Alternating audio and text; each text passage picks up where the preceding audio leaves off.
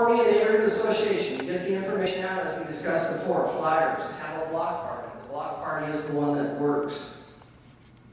By the way, the smallest block party I've had in the last 7 years is 145 people. So it works. The highest was 200. Forming a neighborhood, you got to establish bylaws. Bylaws are something that scare a whole lot of people, but you can download those from almost any one of the neighborhood associations. Nobody cares. Change the name, plug it in, now you have bylaws so that you can be official. Opening a bank account, you can choose to or not to. Obviously, if you want money, it's a pretty nifty idea to open one. The big organization that I am president to, we have a rather large cash cow. We do advertising and stuff. So we chose to be a not-for-profit versus a non-profit. So we sell advertising in our newsletter. So we make ourselves some money. The smaller organization, we don't charge dues at all. We just say we want something and everybody holds hands and does it. And actually that even works better than the other. You need to select officers and board members because that's part of the officiality of things and you really don't have a choice. So you vote, you do Robert's Rules of Order, that type of thing. You need to set goals and dates because if you don't set them, nothing's going to get done. And be realistic about them. I see people all the time put so much on their plate, there's no way they're going to get through anything. So make it simple to start with. All activities should not be meetings. I don't know about you, but I find meetings terribly boring. I'd rather have a glass of wine or a cocktail or Kool-Aid or whatever you want to drink and talk to somebody and get to know them than to stand there and be on some kind of formal thing. By the way, you can get free business cards. This print has them, so you can get them. People were surprised that I passed them out. I said, well, I got them free. So you don't have to pay for them. You can get Vistaprint and get business cards. Join your association with other associations. Now, that's probably the biggest thing we ever did. You can't do it by yourself, so you form an association, you get neighbors to help. Even then, you can't get it done, so what you do is you associate with other neighborhoods. So I work very closely with Shasta-Hansha, Burbank, Nack, College Park, all the ones surrounding me. We do things together and we hold hands.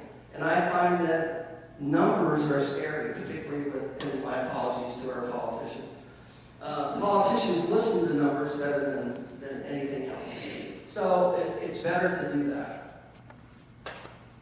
So neighborhood safety. First thing on there is neighborhood watch, and I'm not going to say anything about it other than I did it 3 times myself because I can't follow that speech for the neighborhood watch. But it's a very important part. I will add one thing that I know from personal experience. What tends to happen with people is you put that lovely sign in your front window. Some people then decide, oops, it's too big. So they take it down. There are ways of getting smaller ones, but I find that people after a while become complacent. And burglars and bad people never become complacent. So the rule is, once you start this process, keep it going. Otherwise it doesn't work. Share phone numbers and such with your neighbors. I know every single phone number of every single neighbor for 4.5 blocks.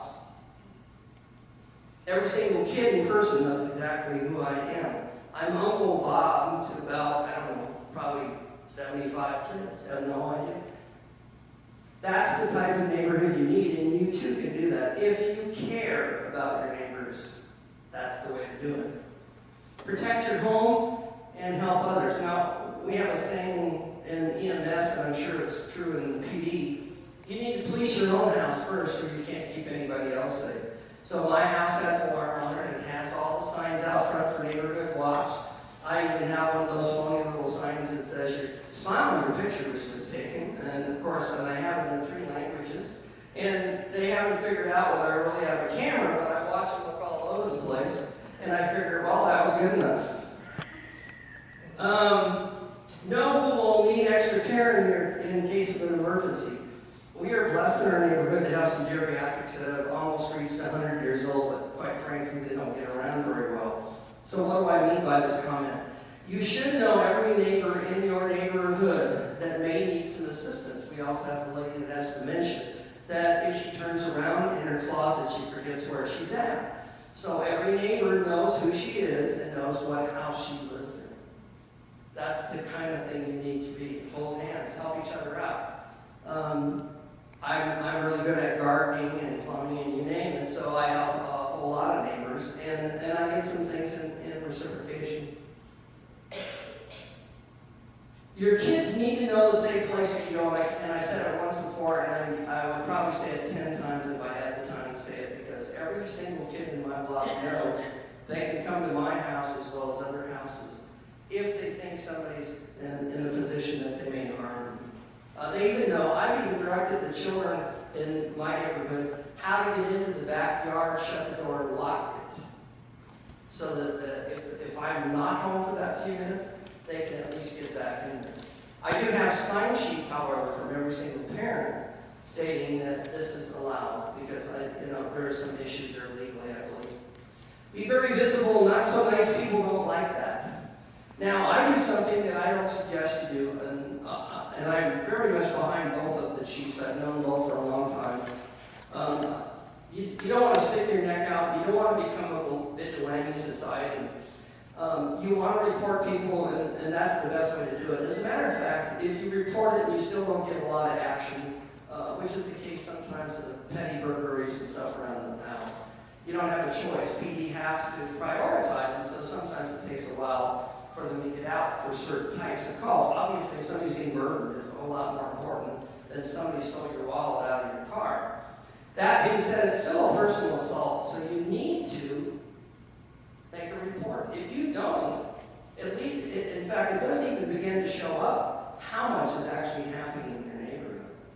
So you need to report it. But the one thing that I do, if I'm watching somebody and they're sitting in the neighborhood or walking up and down, what I think, scoping out things, I have a tendency to walk out and pretend like I'm doing something in the front yard. I'll walk over and I'll ask them, and everybody cringes, particularly PD when I say it. And I just say, hi, I think you might be lost because I've noticed that you've been here. So is there an address that I can help you find?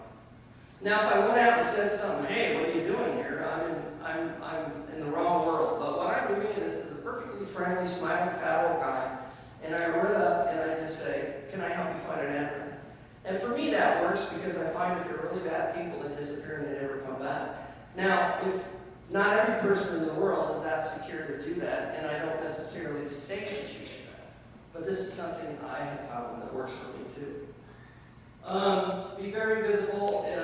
The other thing I talk about is I always say, be like you're a New Yorker. Instead of being in your backyard all the time, be in your front yard some of the time, because they can't see you in the backyard. Neighborhood safety. Take the graffiti course and receive a kit. I personally have one, and I went to Shasta Hanshin 2 weeks ago and spent 4 hours cleaning up their graffiti also. So it's not even in my neighborhood. I'm going somewhere else. Why? Because I think that that's one of the things, first of all, that drives me crazy. The second thing is it's part of gang world, which I don't thoroughly understand, and I don't want it in my neighborhood, so I get rid of it the second I see it. Learn numbers to all the agencies, and both of the chiefs and many already told you that. If you don't, and I say the same thing with ambulance, if you're not sure, if you need help, call 911, somebody will decide for you. And it doesn't cost because you've already taken care of it. Use code enforcement and know the rules. I personally downloaded every single thing, and it's not that long, it's a half a dozen pages, of what is an actual violation in the city of San Jose.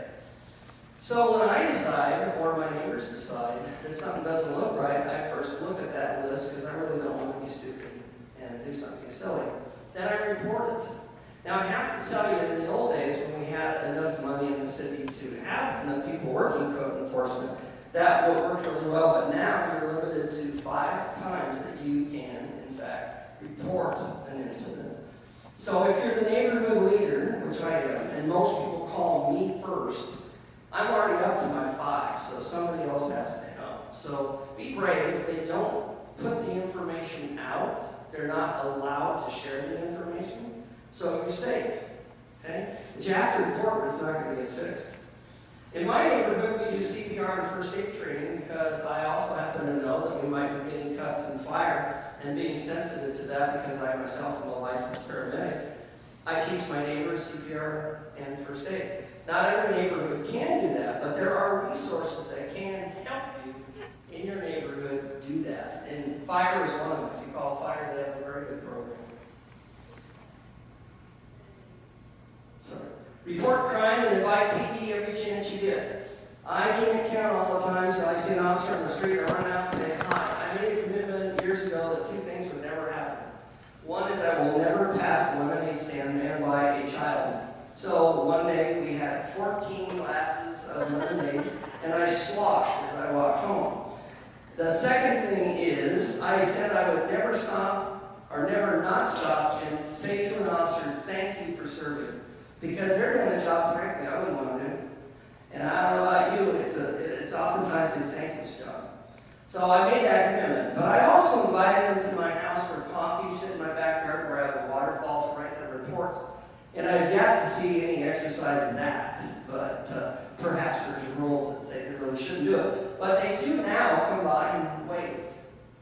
And they know all the neighbors. And I introduced them to all the kids, by the way. Report crime again and invite PD. We just talked about that. If you have a complaint, think of a solution and get involved and be compassionate. Because that goes true with me when even I've had employees.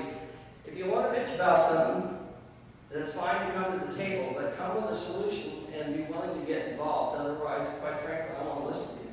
Because it's real easy to bitch about things. It's not really easy to get involved and want to change it. And you have to be the same as I do in my neighborhood to make it safe. And we live in one of the safest neighborhoods there is, by the way.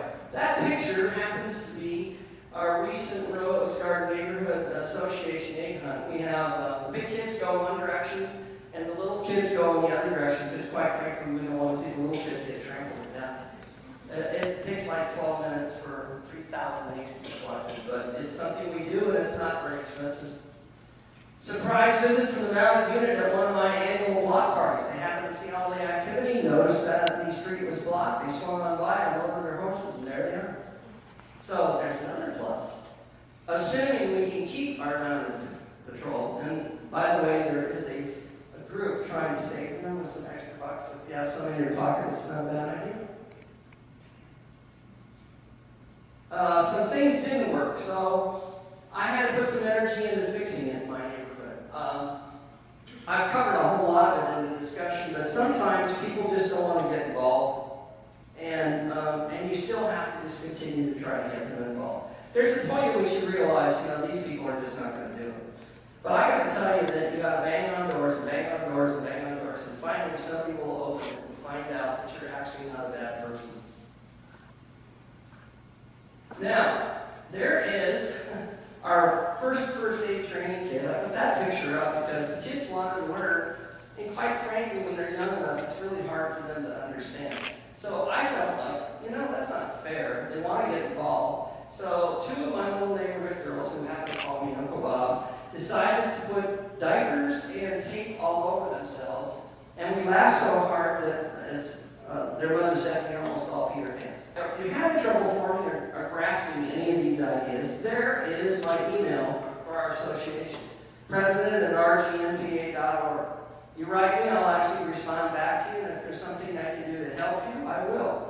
I will not hold your hand completely all the way through. Form your organization and run it for you, because why?